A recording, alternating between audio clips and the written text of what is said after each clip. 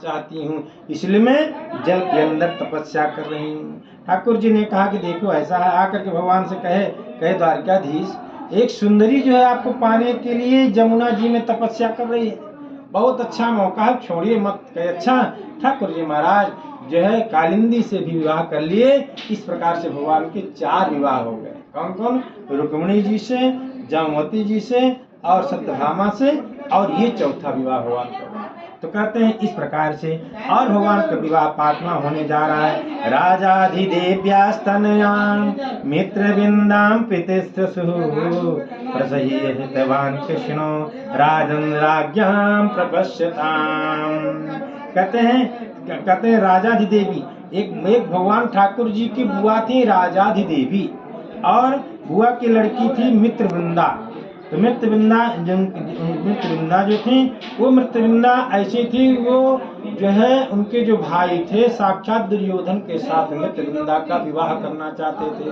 भगवान श्याम सुंदर ठाकुर जी महाराज प्रसह्यहितवान् कृष्ण, कहते हैं साक्षात भगवान स्वयंवर से उनका अपहरण किए और विवाह कर लिए। इस प्रकार से भगवान का 5वां विवाह हुआ। अब ठाकुर जी का 6ठा विवाह होने जा रहा है।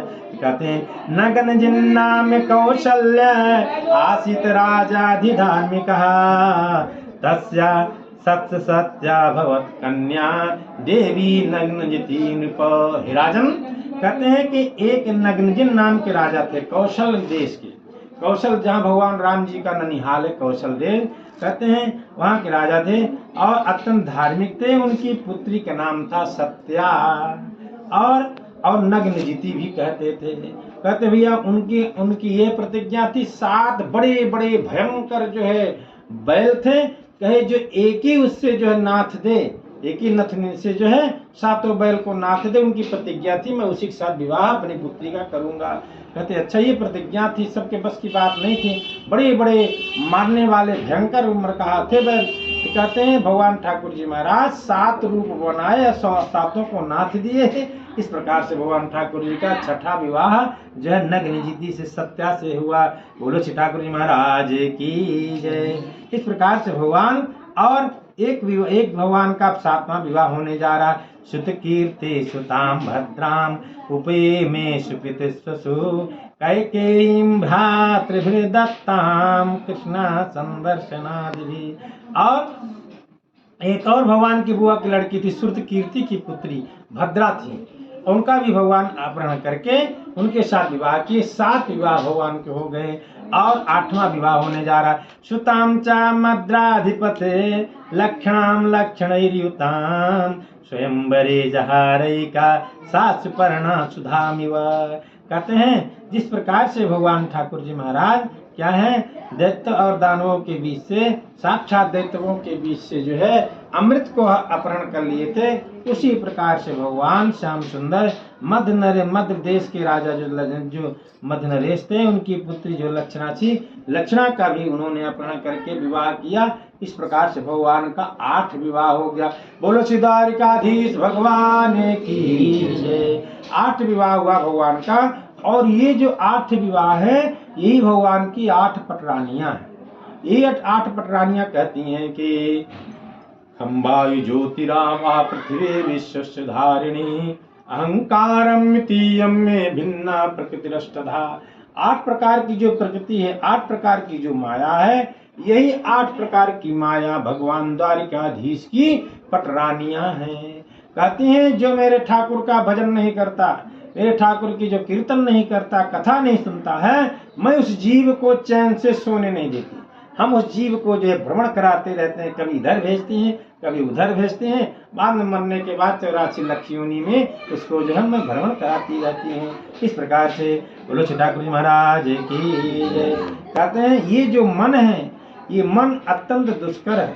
मन को प्राप्त करने के लिए जब गुरुदेव की कृपा होती है, संत की कृपा होती है, तभी यह मन जो सुधरता है, अन्यथा नहीं। कहते हैं एक गृहस्थी व्यक्ति को पता चला कि गंगा के किनारे एक संत रहते, उनके पास पारसमणि है। जब पारसमणि है तो वो उनकी सेवा करने लगा। जैसे सेवा करने लगा, एक दिन संत जो है बेचारे चले गए गंगा स्नान करने के लिए, उनको भी लगा कि चलो बेचारा सेवा कर रहा है, अच्छी बात है।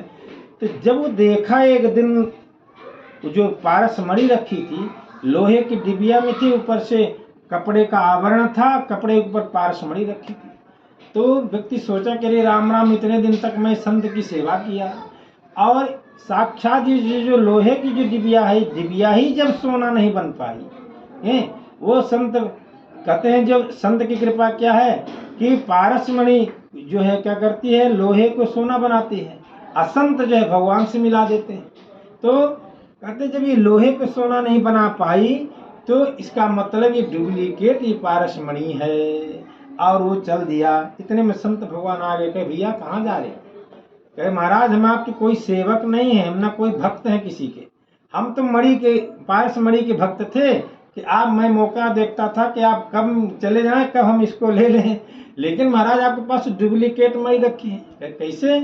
कहे कि महाराज जो डिबिया में रखी हुई है, जो लोहे की डिबिया है, जब लोहे को ही वह पारस सोना नहीं बना पाया तो इसका मतलब डुप्लीकेट है। महात्मा कहे इधर आओ बेटा, और जब ले गए तो कहे कि देखो, सबसे पहले उन्होंने क्या, आवरण जो कपड़ा था, कपड़े को हटाया, अब पारस मणि को रख दिया, एकदम बढ़िया सोना बन गई, वो डिबिया जी से सोना बन गई। तो कहते हैं महात्मा ने कहा समझे क्या? कहे क्या है?